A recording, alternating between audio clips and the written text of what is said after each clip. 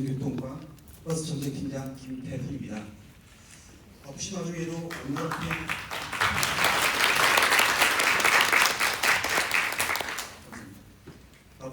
문화페이 플랫폼 발전용 확대 방안 모색을 위한 전문가 토론에 참석해 주신 토론자를 비롯해 관계자와 방청객 여러분들께 감사의 말씀을 드립니다.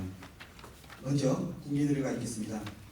일어서는 비난이 없으신 분들은 모두 국회의장 위에 바로 서 주시기 바랍니다. 국회대학 경위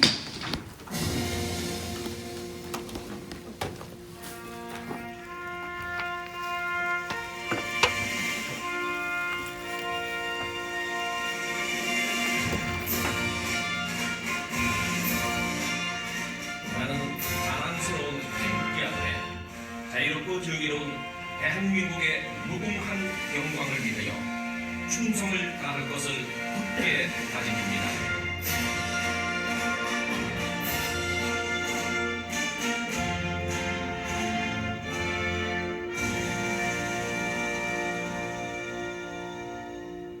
바로 다음은 순국 선열과 보국 경영, 사상 명령에 대한 명령을 올리겠습니다. 율동 공영.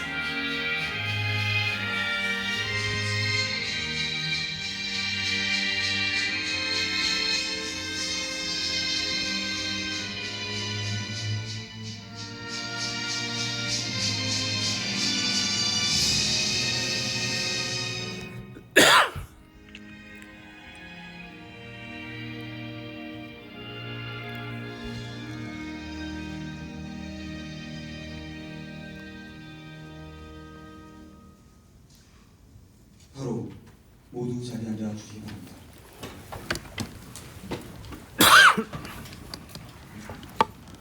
다음은 토론에 참석해 주신 주요 내빈을 소개해 드리겠습니다. 제주특별자치도 오영훈 지사님 참석했습니다.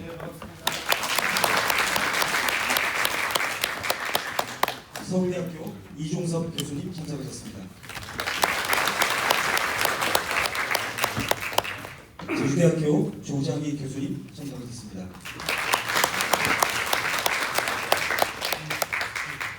푸드닷컴 홍성준 전무님 참석하셨습니다. 한국 핀테크 산업협회 정진국 상국장님 참석하셨습니다. 팀원이 박용식 상무님 참석하셨습니다. 주식회사 아렌테크 한문일 대표님 참석하셨습니다. 주식회사 KS넷 박한국 대표님 참석하셨습니다. 한국간편변체진흥원 이기수 팀장님 참석하셨습니다. 기타 내빈 소개는 시간 관계상 통역하겠습니다. 이어서 오영훈 지사님의 인사 말씀이 있겠습니다.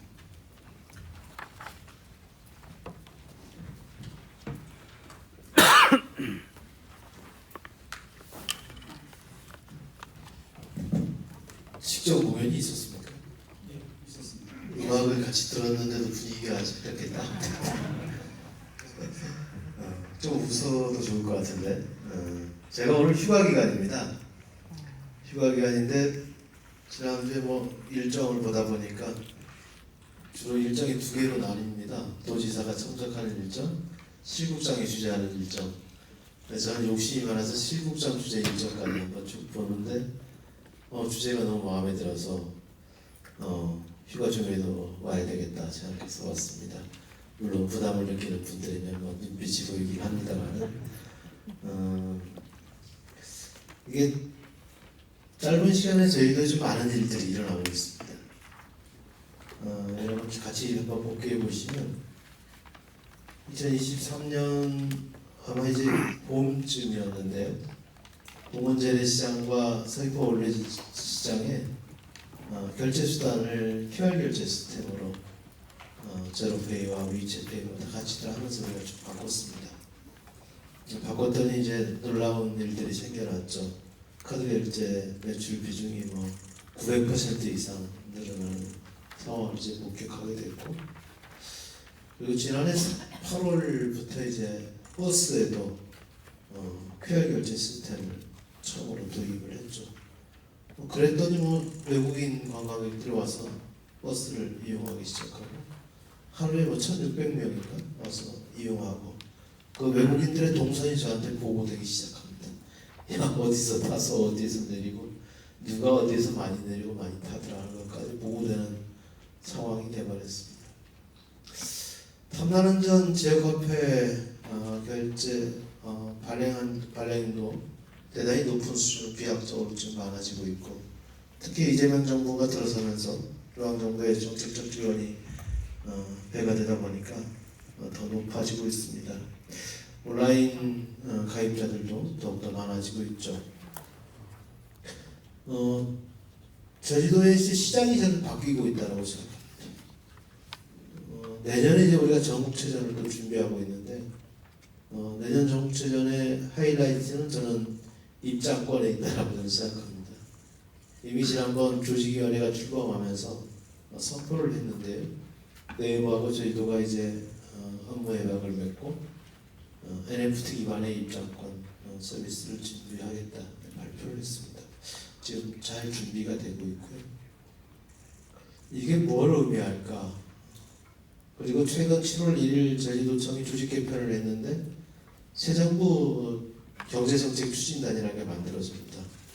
거기에는 이제 디지털 자산이 이제 하나의 팀으로 공식적으로 편제가 된 겁니다. 대한민국 정부에서 처음 있는 일이 아닐까 싶습니다. 그래서 오늘도 보면 대중교통 팀도 이 온나라페이, 지역화폐, 스테이블 코인 이게 다 연결이 되는 겁니다. 새 정부 경제정책 추진단, 그 다음에 전국체전 준비 기획단, 그 다음에 또 한 군데가 어디 있죠? 이런 이제 여러 제주도청의 부서들, 탐나는 전 담당하는 이제 경제정책국, 뭐 이런 모든 부서가 지금 다 이 관련 부서입니다. 오늘 이제 발표를 해준 서울대학교 이정석 교수님께서 와주셨는데, 지역 화폐와 CBDC 그리고 스테이블 코인의 전략적 통합 운영 방안에 대해서 발표를 해주시는데, 제가 아까 말씀드렸던 이 내용 전체를 어떻게 통합적으로 보고 운용 시스템을 만들어 갈 거냐, 그런 과정에서 지역의 경제를 한 단계 더 업그레이드하고 또 관광을 더 증진시키고 경제 규모를 키워나가는, 제가 아직 뭐 그림은 좀 그려져 있는데 명확하게 보이지 않습니다만 오늘 발제를 들으면서 그런 그림을 좀 더 구체화시켜야 되겠다는 생각을 해봅니다. 그런데 이 모든 것에는 우리가 걸어왔던 길이 자산이 되어서 토대가 되어서 이렇게 사고를 확장할 수 있고 사업을 확장할 수 있는 저는 여건이 되고 있다고 생각합니다. 그런 점이 저희들한테 대단히 중요한 것이라고 보여지고요. 오늘 아마 이제 이 온나라페이라는 결제 수단도 대단히 중요하지만 이 온나라페이가 앞으로 또 어떻게 더 확장되고 성장해 갈지를 생각해보는 좋은 시간이 됐으면 좋겠습니다. 여러분 함께 해주신 모든 분들께 감사드립니다.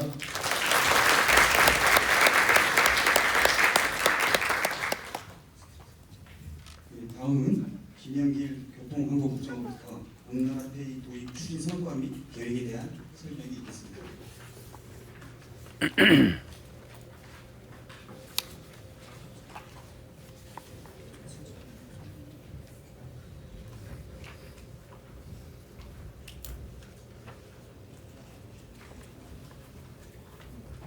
안녕하십니까. 제주도청의 교통항공국장 김영길입니다. 반갑습니다.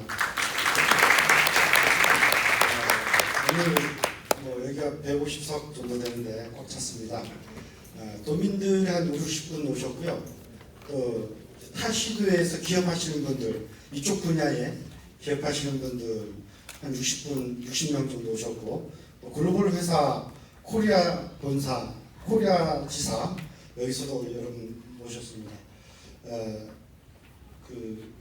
제가 이 시간을 되도록 짧게 하고, 제가 할 일은 제주도에서 하는 일을 도민들한테 설명을 드리고, 또 우리 파트너사들이 이렇게 많이 있기 때문에 제주도가 이 방향으로 간다 이런 소개를 드리고, 같이 이제 한 방향으로 잡기 위해서 제가 좀 설명을 드리고자 합니다. 저는 되도록이면 짧게 하고, 정말 모시기 힘든 분을 오늘 모셨습니다. 서울대학교 이정석 교수님을 모셨는데 많은 좋은 기회가 될 것 같습니다. 제 역량으로 부족해서 이분이 꼭 필요한데, 근데 제가 모실 역량이 부족해서 우리 파트너사들의 역량을 좀 활용해서 모시게 됐다는 점 말씀드리겠습니다. 그러면 저는 짧게 하고 서울대 이정석 교수님께 시간 되도록이면 많이 쓰실 수 있도록 그렇게 하겠습니다. 이 순서대로 하겠습니다. 저희들이 온나라 페이를 하게 된 배경이 뭐냐면, 제가 대중교통과장 할 때 버스를 타고 집에 가는데 외국인이 정말 많이 탑니다. 다 대부분 젊은 친구들. 이제 단체 관광이기 때문에 젊은 친구들이 많이 오는데 외국인이 상당히 많이 타는데 도대체 몇 명 타는데 집계가 안 나옵니다. 또 이 사람들 어디서 타서 어디로 가는지 집계가 안 나와요. 통계가 없어요. 그건 무슨 얘기냐면 대중교통 정책을 제대로 못한다는 얘기가 됩니다. 그래서 공인구매하다가 이거 찾아낸 겁니다. 그래서 지난해 8월 1일 날 QR코드 지주형 붙이는 거, 그래서 그걸로 버스 요금 내기 했더니 지사님께서 금방 말씀하셨다시피 아침에 몇 시에 버스를 타서 성산포는 몇 명이 가고 죽는 관광단지는 몇 명이 가고 이게 나오는 겁니다. 이게 곧 관광정책의 자료가 되는 겁니다. 그래서 그런 것들을 지금 해보는 겁니다. 그래서 지난 8월 1일 날 그걸 했고요. 원래 8월 1일은 청소년 어린이 무임 교통카드를 온나라 페이 카드로 지급을 했습니다. 이거 하니까 청소년들이 너무너무 좋아합니다. 친구들끼리 좀 몇 명 좀 물어봤는데, 친구들끼리 동문시장 가서 떡볶이 사 먹고 시장 구경하고 또 집에 오고 여기저기 막 놀러 다닌다는 겁니다. 너무 좋아를 한다고 얘기를 합니다. 그러면 요거 온나라페이 전국 확산시키는 거, 그 다음에 교통뿐만이 아니라 식당, 호텔, 편의점, 시장 모든 거래에 확산을 시키려고 합니다. 그건 언제쯤 될 것 같습니까? 24년 8월 1일, 25년 8월 1일, 그럼 26년 8월 1일 될 것 같지 않습니까? 저희 처음에 우리가 제주도가 기획을 해가지고 이게 간편결제가 있다. 이게 알아보니까 뭐 과거에 신용카드 수수료가 너무 높다고 우리나라에 큰 사회 문제가 됐었습니다. 그래서 정부하고 해서 만든 제주페이, 한국간편결제진흥원이라고 있었습니다. 거기하고 아님텍하고 이렇게 제주도가 이런 거 하려고 한다. 같이 합시다. 흔쾌히 오케이해서 같이 하게 됐고, 최초 파트너사가 비자, 세계 탑 신용카드, KSL, 신용카드 만드는 선풍결제 전자금융 업을 면허를 취득한 알리페이, 중국 알리페이하고 위치페이는 중국의 그 거래에 1, 2등 하는데, 지금 제주도 내에서 거래 이루어지는 게 85%가 알리페이, 15%가 위치페이입니다. 이렇게 초기 사업 파트너를 구성을 해서 시작을 했습니다. 그래서 만든 게 온나라페이라는 명칭을 이제 만들어낸 거죠. 우리가 전국 명칭 공모를 했습니다. 했더니 다른 시도에서 응모한 게 46%. 그래서 이거 온나라페이가 1등을 했습니다. 의미는 이렇고요. 이게 우리 시스템에 대해서 특허가 출원을 했고요. 그 다음에 상표 출원도 했고 디자인 출원도 했습니다. 그래서 지금 이런 버스에 이런 단말기가 붙어 있습니다. 이 부분이 탑승 숫자에 맞춰서 변형시킬 수 있는 QR코드 결제 시스템이고 여기는 신용카드 결제 시스템입니다. 지금 오늘 현재는 비자카드만 되어 있는데 세계의 모든 결제 수단 신용카드 결제를 할 수 있게 해놨습니다. 그래서 그렇게 준비를 해놨고요. 그 다음에 이걸 한꺼번에 이렇게 단말기 하나에 구현한 게 우리 파트너사들, 글로벌사들 얘기 들으면 세계에서는 이런 게 없다고 하더라고요. 그래서 하고 있고 최근에 어린이 청소년 이걸로 지금 하고 있고요. 넘어가겠습니다. 앞으로 계획을 좀 말씀을 드리겠습니다. 이 온나라페이를 이용해서 버스, 택시 등 교통요금 결제뿐만이 아니라 이 탐나는전을 발행하는 게 아주 의미가 큽니다. 온나라페이를 거쳐서 탐나는전을 발행하면 탐나는전의 수요처가 획기적으로 늘릴 수 있습니다. 그 자세한 사항은 기업 영업비밀이니까 우리가 먼저 한 다음에 공개를 하겠습니다. 그 다음에 그 교육청하고도 여러 가지 정책, 우리가 뭐 관광정책, 경제정책, 복지정책에 온라인페이를 이용해서 할 수 있거든요. 예를 들면 교통카드 온라인페이 하나면 1세 미만의 아기를 키우는 가정주부가 그 카드를 유료 주차장에 들어갔다가 나올 때 택을 딱 하면 무료가 인식이 됩니다. 임신 기간 동안 그리고 한 살 미만은 지금 오늘 6개월입니다만 곧 이제 1년도 늘릴 텐데 그 카드 하나면 이 사람은 아기 한 살 미만 육아 중 가정주부 이렇게 인식을 하게 만들어놨어요. 그러면 내가 뭐 아기 키우고 있다 증명서 필요 없습니다. 그 카드 하나 다 인식하게 해놨어요. 그리고 우리가 제주뿐만 아니라 교통복지는 쪽에 타시도로 수출을 하고 외국에도 진출할 수 있습니다. 이게 나는 표현을 어떻게 했냐면 탐나국의 결제 시스템을 통일신라에 수출한다 이런 목표를 가지고 일을 하는 겁니다. 그래서 최종적 목표는 원화 기반에서 스테이블 코인을 발행하는 게 저희들의 목표입니다.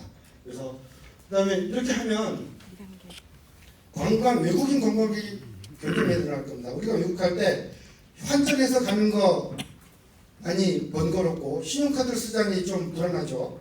근데 자국에서 쓰던 계좌 거기서 직접 지출하게 하면 환전해가는 것도 필요 없고 신용카드 써서 위험한 것도 없어서 관광이 편리해지게 될 겁니다. 그러면 관광객이 많이 찾겠죠. 그래서 이런 것들을 우리가 매년 열심히 하면 제주도가 금융 중심 도시 중에 하나가 된다라는 확신을 가지고 있습니다. 그런데 이거 국내 저는 국제라고 했는데 우리 직원이 국장님 이거 좀 쓴 것 같습니다. 국내로 하시죠. 아니 국제계획도 우리가 할 수 있어. 국내로 하시죠. 그래서 제가 양보해서 오늘 그냥 발표만 국내로 이렇게 합니다.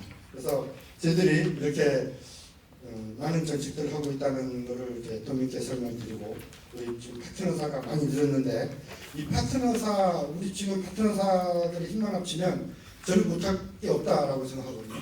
그래서 앞으로 점점 더 오늘 제가 설명드린 건 극히 제한적인 내용만 설명드린 건데 앞으로 큰 일을 할 수 있을 것이다 이렇게 확신하고 있습니다. 이상 제가 말씀드리는 걸 마치고 좋은 시간 앞으로 있기를 바랍니다. 고맙습니다. 다음은 오늘 토론에 대한 주제 발표가 있습니다. 먼저 서울대학교 이종석 교수님께서 스테이블코인, 중앙은행 발행 디지털 화폐, 지역화폐 전략적 통합이라는 제목으로 주제 발표가 있겠습니다.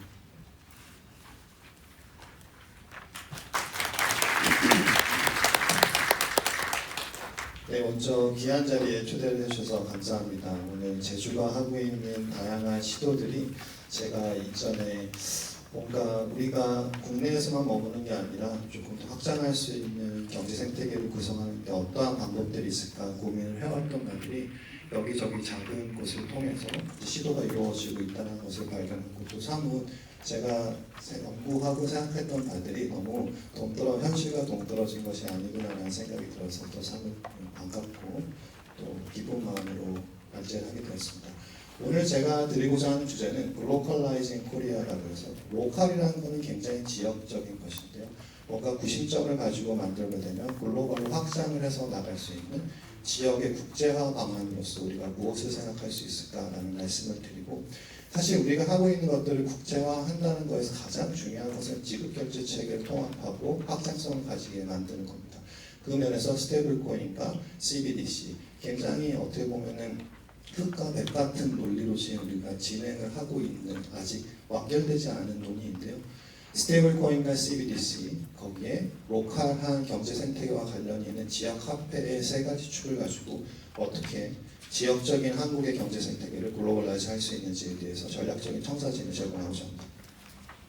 말씀드린 대로 한국이 경제적인 주권을 강화하고 무엇보다도 디지털 세상에서 영향력을 글로벌로 확장하려고 하기 위해서는 말씀드렸던 세 가지 축이 굉장히 긴밀하게 연결되어야 할 것으로 보입니다. 그 이유인즉슨 한국은 예전에 무엇을 하는 나라인지가 궁금하고 알려지지 않은 나라가 아닙니다. 제가 처음 유학을 갔을 때도 미국 사람들의 입장으로 한국이라고 하면 북한을 먼저 떠올렸습니다. 왜냐하면 기사에 나오는 대부분의 내용이 김일성과 관련된, 김정은과 관련된 기사들이었기 때문인데요. 이제는 어디를 가더라도 대한민국이라고 이야기를 했을 때 우리의 K-팝 같은 소프트 문화 파워에 대한 이야기를 하지, 그러한 이야기들을 떠올리지 않는다는 것은 우리가 안방에서 해외에 있는 우리의 관심을 가지고 있는 자들을 앵커링 할 수 있는, 이쪽으로 끌고 들어올 수 있는 문화적인 구심점 그리고 무형 자산적인 구심점들을 확보하고 있는 그러한 스테이지로 우리나라가 경제 생태계가 발전해 가고 있음을 이야기합니다. 사실은 요즘 우리가 아주 급변하고 있는 국제 정서를 맞닥뜨리고 있습니다. 달러라이제이션이라고 하는 것이 화두인데요. USDT, 테더라고 하는, 또 USDC, 서크자라고 하는 디지털 형태에 따라서 인터넷을 타고 우리의 안방까지 다 들어와 버리는 그런 일들이 벌어지고 있습니다.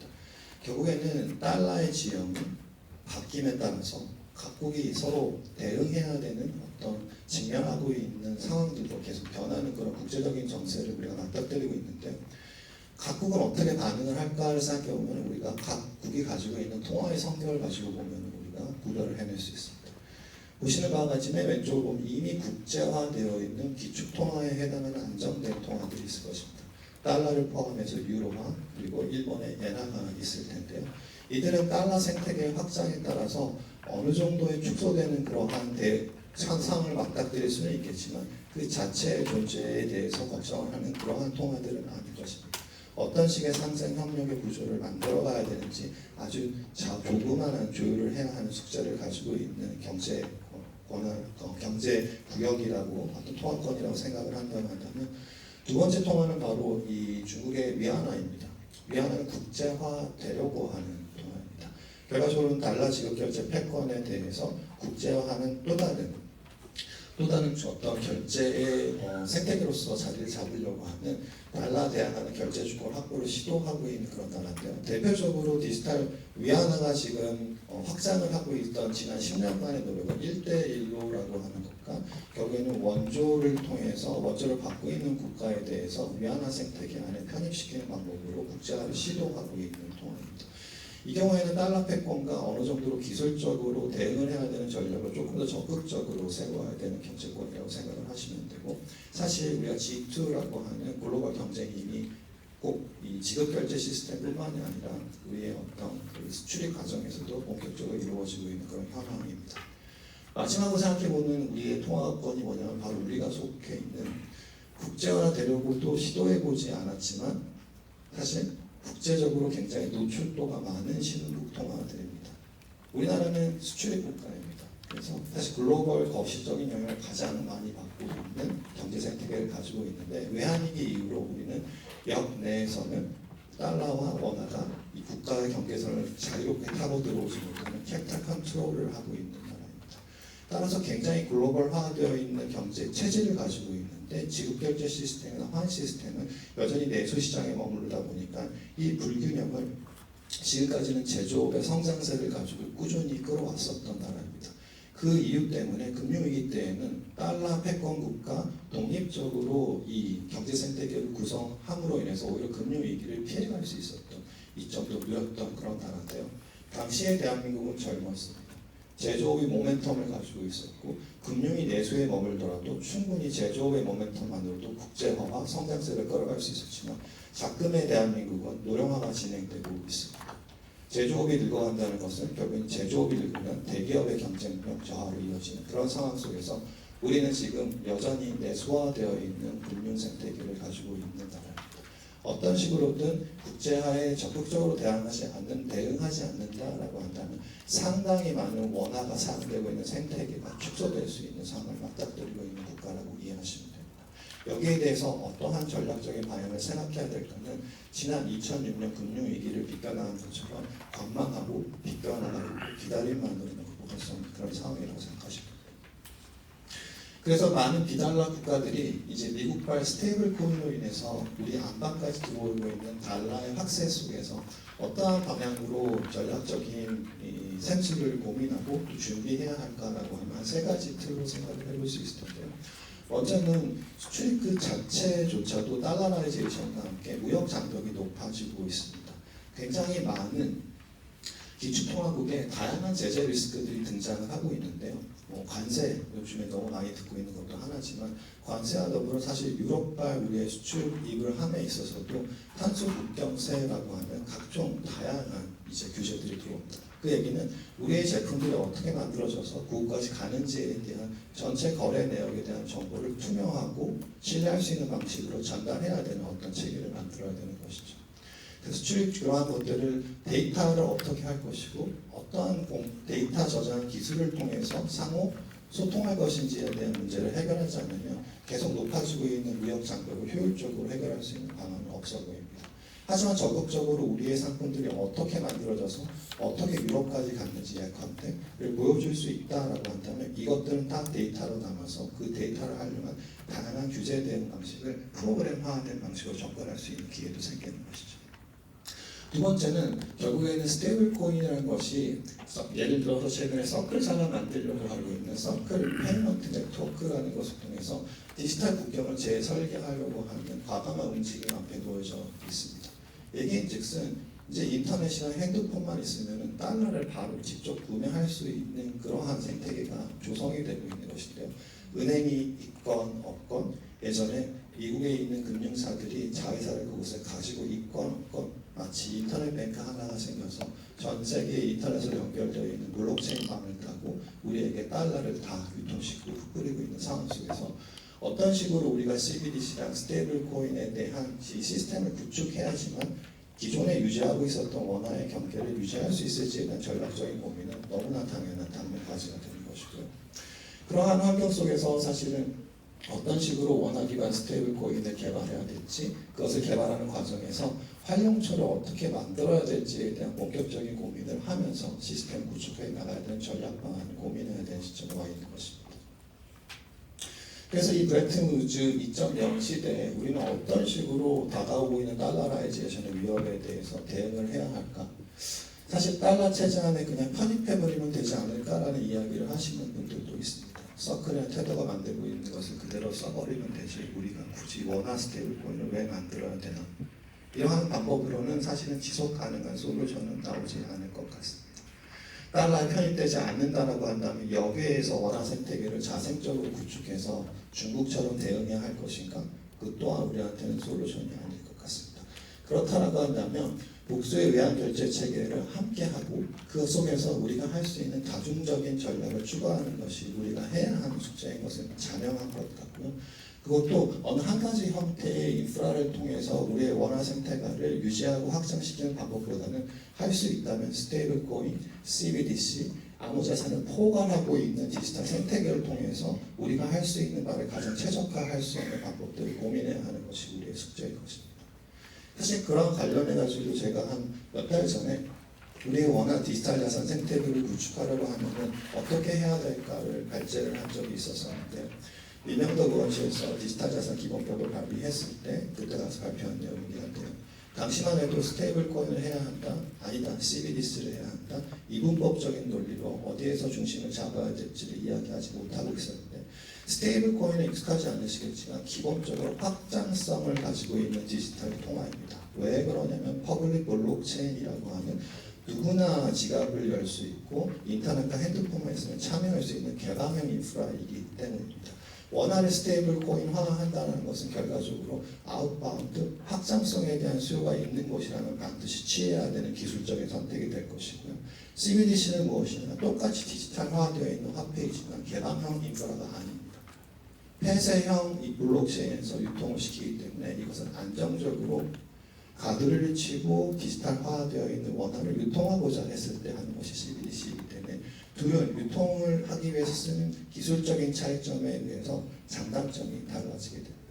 당시에 그래서 우리가 해야 되는 것들은 결과적으로 CBDC와 스테이블 코인 생태계가 공존해야 된다라는 말씀을 드렸고요.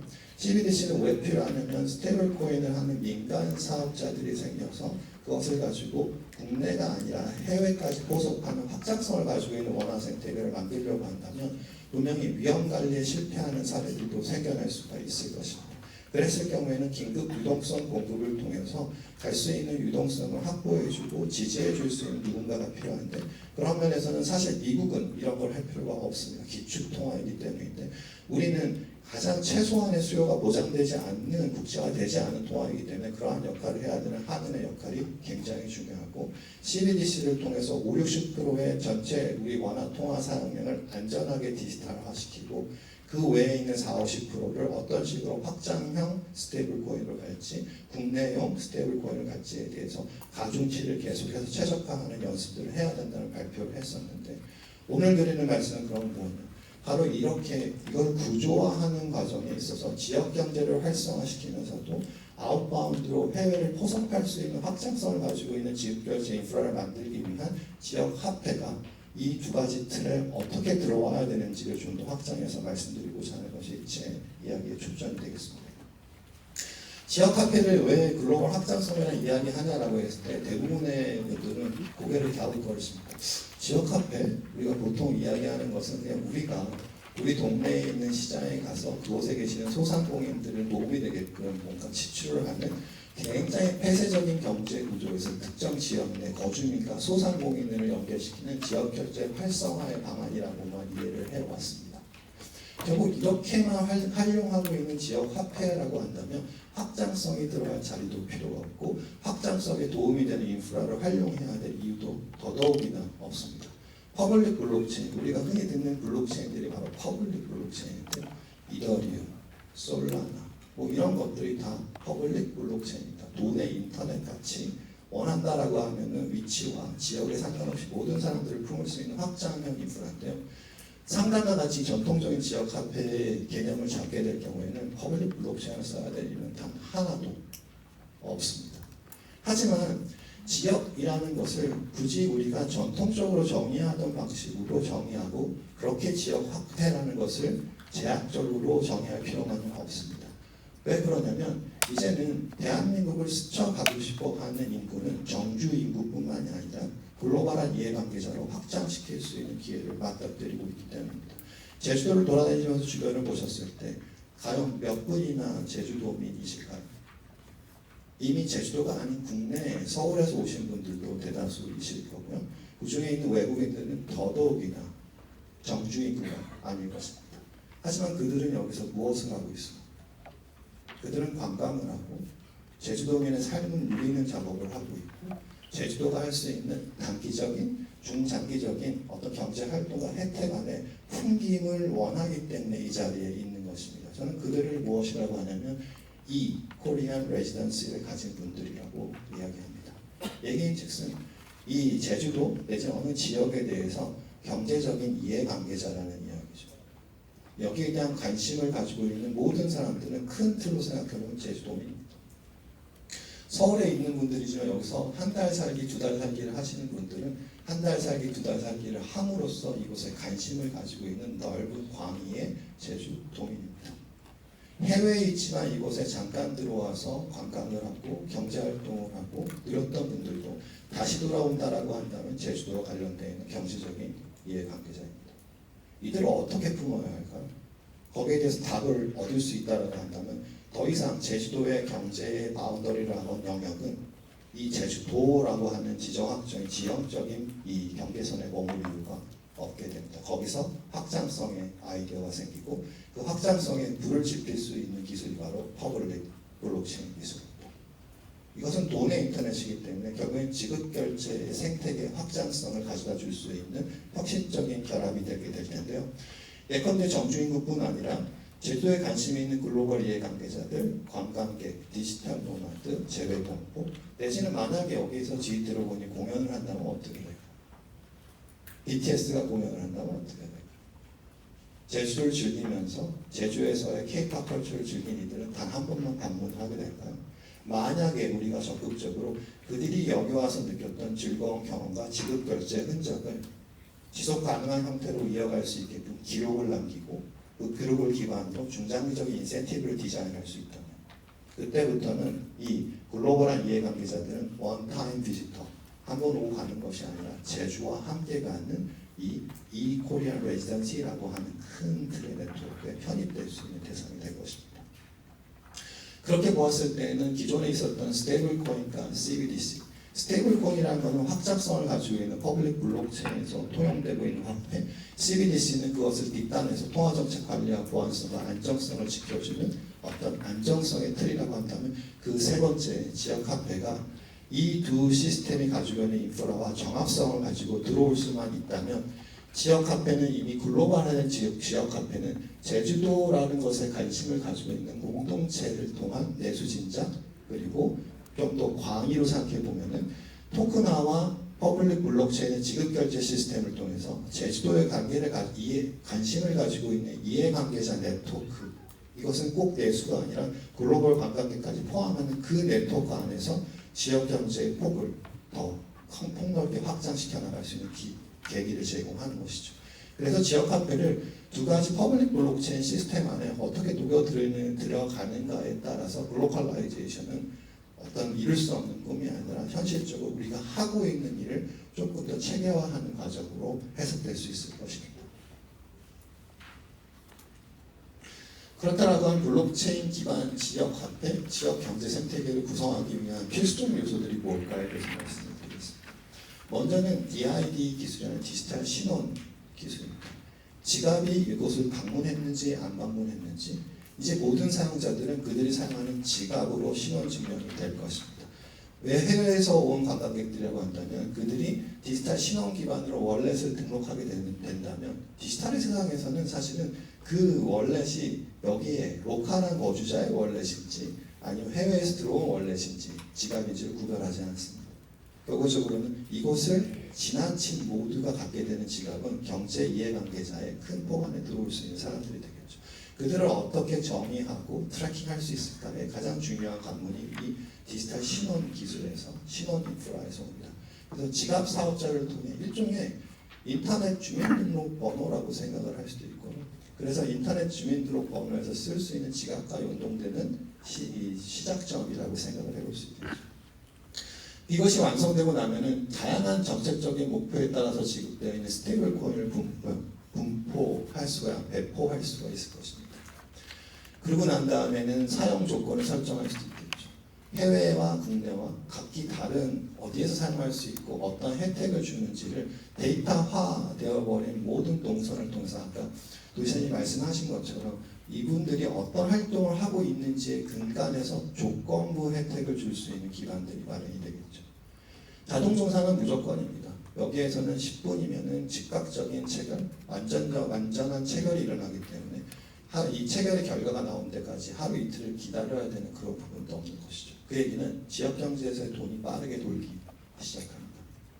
그리고 나서 제일 중요한 부분은 사실은 모든 거래 후에는 거래 내역이 남게 되고 이것은 퍼블릭 블록체인이라고 하는 개방형 인프라의 기록이 됩니다. 이것은 그 누구도 해치고 싶고 수정하고 싶다고 해서 수정할 수가 없는 그러한 인프라이기 때문에 이렇게 기록되고 투명하게 관리되어 있는 데이터는 향후 어떤 식으로 지역 경제를 활성화해야 되는지에 대한 데이터의 초석을 제공해 주게 됩니다. 결국에는 지역 경제 활성화를 한번 하려는 시도를 통해서 데이터가 남게 되고 데이터를 통해서 결국에는 데이터 제주도로 거듭나는 과정이 이 모든 것의 핵심적인 상황이 됩니다. 동선과 소비 패턴에 대한 데이터들이 모이는 순간 우리는 이 남은 기록들을 통해서 그들을 어떤 식으로 제주도와 계속 가는 이해관계자로 가져가야 될지에 대한 아이디어들을 갖게 될 것이고요.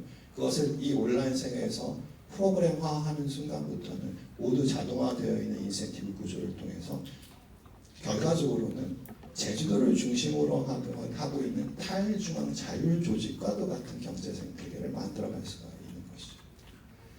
다양한 아이디어들이 있을 수 있겠지만 아마 오늘 온나라페이와 그 실증 사업들과 결부해 봤을 때는 아마 첫 번째 사례가 가장 지금 제주도가 시도하고 있는 사례가 될 것이고요. 저희가 문화적으로도 가장 큰 앵커링 포인트, 끌어들어올 수 있는 포인트를 가지고 있는 아이디어이기도 합니다.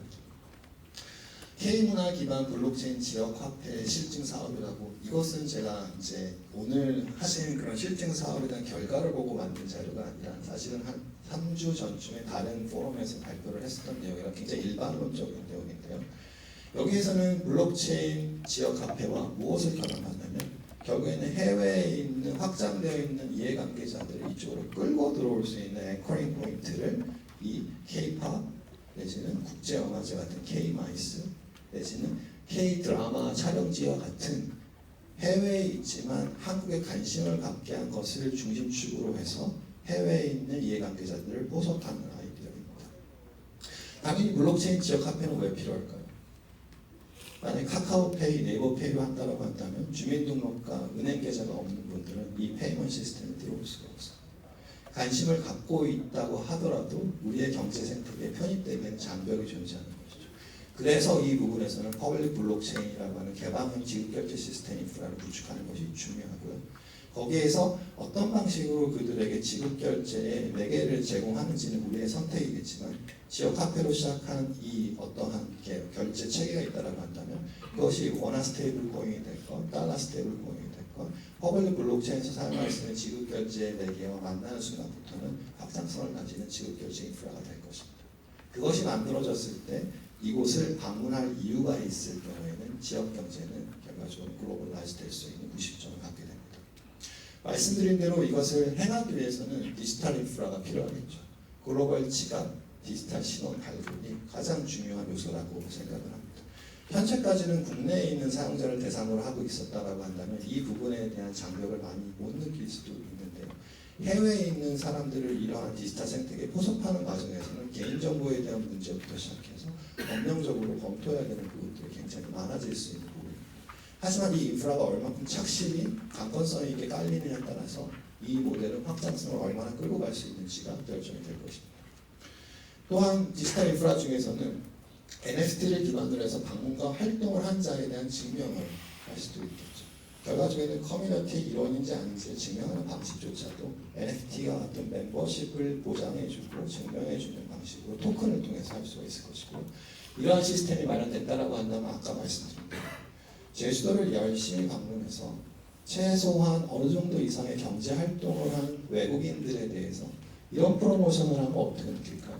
다음 제주도에서 열릴 K-팝 콘서트에 제일 앞에 이 연예인들이나 셀러브리티들을 가까이 볼 수 있는 자리를 예매했을 때 뭔가 이점을 주겠다.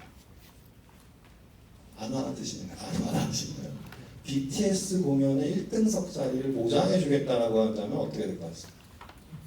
굉장히 단순한 논리지만 우리는 이미 느끼고 있을 거예요. 그것이 얼마나 많은 글로벌 수요와 연관이 되어 있는지를. 이렇게 시작된 것은 결과적으로 제주도를 방문하게 하는 어떤 앵커링 포인트가 되겠지만 여기서부터 진짜 게임은 시작됩니다.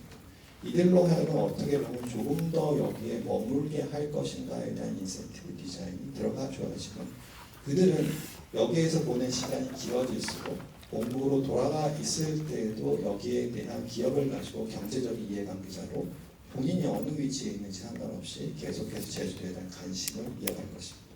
지금 바이럴 마케팅이 시대이기 때문에 내 주변에 그런 경험을 한 자가 있고 없는 것은 2차적인 경제적인 이해관계자를 더 확장시킬 수 있을지 없을지 굉장히 중요한 시작점이 됩니다. 그래서 처음 이 생태계 안에 편입되고 있는 경제적인 이해관계자들을 어떻게 중장기적으로 포섭해 갈지가 이 문제의 핵심이 되는 것이죠.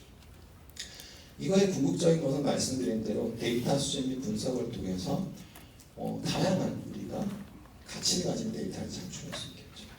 사실은 이 제주도를 방문하고 있는 전체 이 인구가 몇 명인지, 얼만큼의 경제 활동을 어디에 하고 있는지에 대한 총수조차 자체도 아마 기재부 쪽에서는 알고 있지 못할 겁니다. 그것들을 사실은 블록체인에 남기는 순간부터는 굉장히 투명하게 지금 제주도를 끌고 가고 있는 산업 구조가 무엇인지를 명확히 이해할 수 있고 설득할 수 있는 계기가 마련이 됩니다. 뿐만 아니라 사실은 이 모든 소비와 행태라는 것은 기본적으로 무엇에 출발점이 되냐면 스테이블 코인 USDT나 USDC를 사용하는 것은 체크카드의 형식입니다. 내가 100불을 가지고 있는 사람은 100불 안에서 쓰는 권한만을 가지지 제가 신용을 창출할 수 없습니다. 하지만 제가 100불을 가지고 있을 때 매 주마다 25불씩 쓴 사람으로 기록이 남는 경우와 제가 100불을 가졌을 때 제가 쓰는 소비의 패턴이 매 주 중에서 어느 주에 100불을 다 써버리는지를 알 수 없는, 하지만 쓰는 패턴이 어느 한 날 모든 돈을 써버리는 사람이라는 것에 기록이 남았을 때 과연 어느 기록을 남긴 자한테 100불을 가지고 있지만 110불까지 쓰게 해주고 싶으십니까? 예측 가능하고 계획성 있게 쓰는 경우인 것입니다. 그 크레딧 스코어링의 시작이 어디서 오는지 지금 간략하게 설명을 해야 됩니다. 기록으로 남았을 경우에는 우리가 확장된 재정으로 갈 수 있는 또 다른 금융적인 마중물을 만나게 됩니다. 그래서 있는 돈으로 푸는 것이 아니라 있는 돈 이상의 신용 창출을 통해서도 확장할 수 있는 계기들이 다 어디서 옵니까? 이 데이터에서 옵니다. 결과적으로 이러한 과정을 통해서 K 문화를 활용하고, 사실 우리가 한국으로 끌어들일 수 있는 에커링 포인트는 단순히 K-팝뿐만이 아닙니다. 대한민국은 전 세계에서 제1의 무료 인프라를 가지고 있습니다. 무료 인프라 중에서도 우리의 K-뷰티와 관련되어 있는 무료 인프라는 단연 최고입니다. 사실은 비용 효율적으로 제공할 수 있는 다양한 산업군들을 가지고 있기 때문에 향후 지역들은 가지고 있는 것을 통해서 로컬한 경제를 글로벌라이징 하는 건 시작점이지만, 필요하다라고 한다면 여기를 방문하고 있는 사람들의 수요를 반영해서 향후 어떤 식으로의 산업 클러스터를 육성해야 되는지 넥스트 스텝을 예측하고 대비할 수 있는 전략적인 청사진도 데이터에서 오는 것입니다. 결국에는 플랫폼화 시키는 거 아니겠습니까? 블록체인을 이용한다는 건 개방형으로 연결되어 있는 인프라가 깔리고 거기에 쓸 수 있는 지갑이나 우리가 교통카드가 된다는 건 다 애플리케이션, 앱들이 됩니다. 결국에는 디지털 플랫폼 생태계 안에 품게 되는 것인데, 이것이 글로벌 정합성과 확장성을 가지고 있는 데서 구축이 된다면 뻗어나갈 수 있는 폭이 단순히 우리나라 안에서 막히는 일들은 없을 겁니다. 결국엔 플랫폼은 이러한 아이디어를 세계로 끌고 갈 수 있는 보따리 장수 역할을 해주는 중간자 역할을 해주겠죠. 말씀드린 대로 데이터는 더더욱 세분화된 타깃 공략을 가능하게 하면서 이러한 세 축은 무엇을 형성하는 것이냐면, 한국에 관심 있는 자들을 전 세계에 흩뿌려져 있지만 크게 품어가고 그들로 하여금 이 생태계를 어떻게 이용하고 활용하는 것이 즐거운 일인지를 스스로 즐거움을 찾아가게 하는 K-DAO라고 하는, DAO는 Decentralized Autonomous Organization이라고 해서 블록체인이 나온 다음에 비트코인도 DAO고요, 이더리움도 DAO고요, 대부분의 애플리케이션들을 함께 만들어가는 시스템이 되는데요. 결과적으로는 지역 화폐, 지역 경제도 큰 K 컬처를 중심으로 한 어떤 K-DAO의 형태로 확장시키는 것이 지금까지 말씀드린 것의 골자가 될 것입니다. 두 가지 정도의 아이디어가 있는데 제가 몇 분 시간이 있죠? 그럴까요? 네. 사실은 제가 이게 일반론적으로 이 슬라이드를 만들었다는 말씀을 드렸고요. 최근 한국은 꼭 K-팝을 중심으로 해서 확장하고 있지만은 않습니다. 전 재무금융학자인데 작년에 굉장히 놀라운 일들이 있었습니다. 재무금융에서 국제적으로 아주 크고 권위 있는 학회들은 대부분 한국에서 열린 적이 없습니다. 아시아에서 열린다라고 하면 중국에서 주로 열리고 홍콩에서 주로 열리고 싱가포르에서 열리는데, 작년만 해도 재무금융의 가장 굵직굵직한 학회 3개, 4개 정도 되는 학회가 서울에서 스스로 거기에서 하고 싶다라고 연락을 받아서 이루어졌습니다. 그 얘기는 우리가 교류를 하고 있는 것은 관광객처럼 소비를 위해서 들어오는 자들뿐만이 아닙니다. 이곳에 들어와서 학술활동을 하고 우리가 무엇인가 산업 클러스터를 가지고 연구해야 될 이유를 만들어주는 순간부터는 이들은 여기에 와서 머물면서 연구하면서 혁신적인 기술 개발에도 참여할 수 있는 연구의 이해관계자로서 풍길 수도 있습니다. 각 지역마다 그러한 무심점을 가지고 있느냐 아니냐에서 큰 차이를 갖겠지만 제가 바라보고 있는 가능성들은 포항처럼 포스텍이 있는 곳이나 대전처럼 카이스트가 있는 곳이나 사실 제주도 제주대학이 뭔가 이곳에서 하고 있는 어느 특정 산업에 대한 전문성을 조금 더 개발해 나간다라고 한다면 이것이야말로 단기적으로 방문하고 가는 것이 아니라 중장기적으로 우리가 함께 혁신하는 이해관계자로서 풍길 수 있는 또 다른 그룹이 될 수 있습니다. 당연히 그것을 통해서는 무엇이 생겨날까요? 연구 성과가 나오게 되겠죠. 연구 성과라는 것은 무형의 자산이고 대부분 이것은 새로운 스타트업의 아이디어 과정입니다. 그렇다라고 하면 아까 말씀드린 이 코리안 레지던시를 가지고 이곳에서 머물어서 연구 성과를 함께하는 그들은 결국 종국에는 우리한테 누가 될까요? 만약에 우리가 노리사님께서 과감하게 사업하기 좋은 환경을 그들에게 약속한다면 제주는 블록체인을 기반으로 하고 있는 내지는 제주만이 가지고 있는 특성 산업을 가지고 할 수 있는 다양한 스타트업이 생겨날 수 있는 산업 클러스터의 허브로 거듭날 수가 있습니다. 저는 중국에는 관광 산업으로 시작을 하지만 관광 산업을 일으키는 그 인프라에 대한 이해관계자를 폭넓게 조성하다 보면 그 블록체인과 인프라를 이용하는 스타트업으로까지 새로운 사업을 시작하는 사람들이 모이는 공간으로 제주가 거듭나게 되는 것이 중장기적으로 바람직하다고 생각하고 있고 그것은 꼭 이곳만의 문제가 아니라 결과적으로는 새로운 사업 아이디어들이 생겨나고 새로운 사업을 할 수 있는 연구 성과들이 피어나는 공간으로 누가 먼저 선정을 하고 치고 나가는지가 아무래도 활성화될 수 있는 지역에 누가 선두주자가 될 것인지를 결정하는 중요한 요소가 될 것입니다. 마지막은 ODA라고 하는 것입니다. 아마 대부분 여기 계신 분들은 익숙하지 않은 컨셉이십니다. 저는 수출입은행과 산업은행 자문을 많이 해왔기 때문에 대한민국은 이미 선진국입니다. 웅타드에 의해서 2021년 대한민국은 정말 원조를 받는 나라에서 최초 선진국의 지위로 승격된 굉장히 브랜드 파워적으로 의미가 있는 나라입니다. 사실 대부분에 있는 아시아 국가들의 선망의 대상이고 그곳에서 우리에게 요구하는 바는 무엇이냐면 조금 더 이런 개발 금융 그리고 어떤 금융적인 지원에 있어서의 한국이 좀 더 선도적인 역할을 하는 것을 지속적으로 이야기하고 있습니다. 제가 이거를 왜 이야기할까요? 원화를 국내에서 쓰고 마는 것에 대한 이야기는 지금 제가 단 한 번도 하지 않았습니다. 무엇이죠?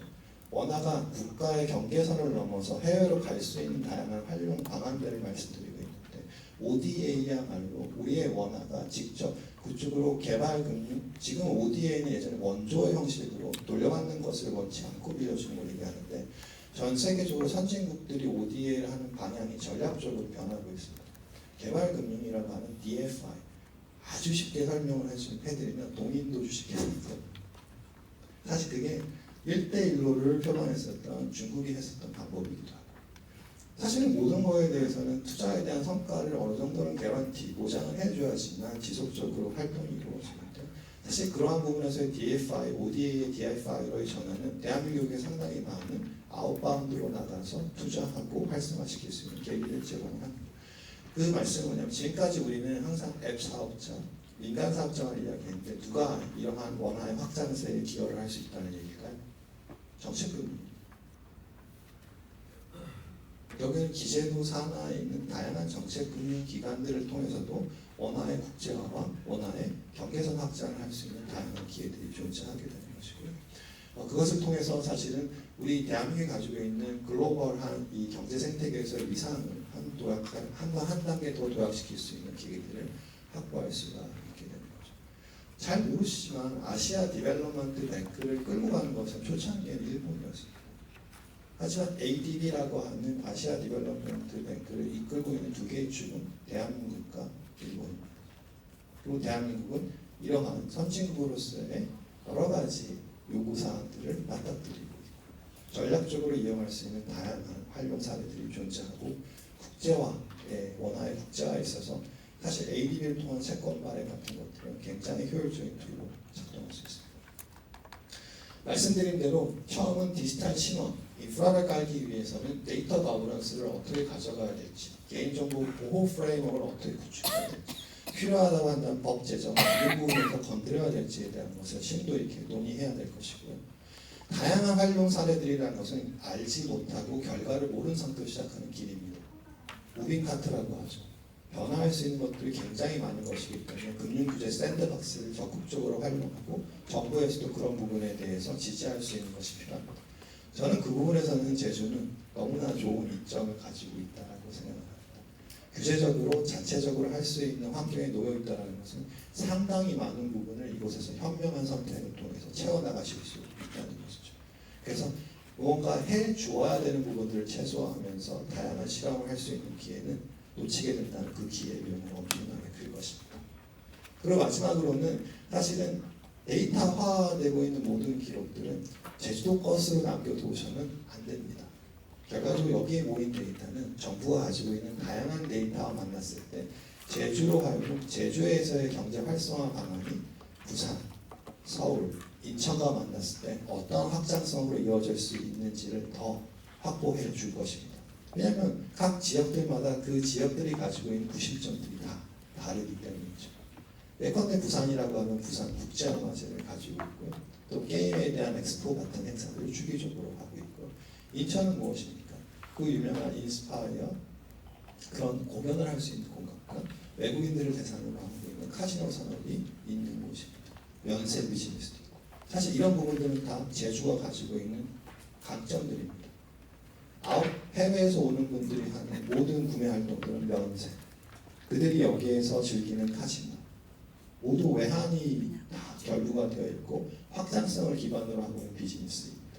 거기에다 관광, 이런 것들을 규제의 자율성을 가지고 구심점을 어느 정도 만들고 체계화시킨다라고 한다면 저는 굉장히 다른 정부 부처가 느끼기에도 이런 것들을 통해서 나온 데이터들이 기타 기관이 가지고 있는 데이터와 결합되었을 때 이거는 제주의 지역 확장의 문제뿐만 아니라 대한민국의 경계를 확장시킬 수 있는 굉장히 중요한 시작점 그리고 리더십을 제시할 것입니다.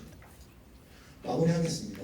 지금까지 말씀드린 것은 결국엔 지급결제 시스템을 좀 더 확장성 있게 가져가는 그 인프라와 지역경제 활성화라고 하는 것들이 만나는 순간 더 이상 정주 인구만을 대상으로 하는 사업 모델은 거기에 우리가 국한될 필요가 없습니다. 조금 더 뻗어나가는 지역 화폐의 역할을 이러한 스테이블 코인 인프라와 또 CBDC라고 하는 안정성을 유지하는 디지털 인프라가 잘 갖춰진다라고 한다면 바로 제주에서 이러한 인프라가 어떻게 활용될 수 있는지를 보여줄 수 있는 그 시작점을 제시할 수 있을 것이고, 그렇게 된다라고 한다면 신문 기사에서 흔히 보시는 원화 스테이블 코인 수요는 없다. 저는 그런 이야기합니다. 예전에 페이스북에 IPO를 했을 때 대부분의 사람들은 두 부류로 갈렸어요. 왜 저렇게 비싼 가격으로 저 쓸모없는 주식을 사지? 단기 순이익이 하나도 나오지 않는 회사인데, 다른 사람들은 저기에 가서 사람들이 많이 놀게 되면은 본인이 가장 가고 싶어하는 곳에서 찍은 사진이니까 가장 좋아하는 음식을 먹은 사진들을 공유하면서 그것을 좋아하는 사람들이 누구인지도 개인들이 가지고 있는 연성 정보들이 모이는 정보의 집합체가 되겠구나. 그 정보들이 모이면 지금까지 할 수 없었던 타겟 마케팅을 해서 돈을 벌 수 있겠구나라고 생각하는 사람들이 있었습니다. 무엇일까요? 말씀드린 시간. 현재 상황을 가지고 미래가 어떻게 될지를 과거를 기준으로 보는 자들은 가치를 보지 못합니다.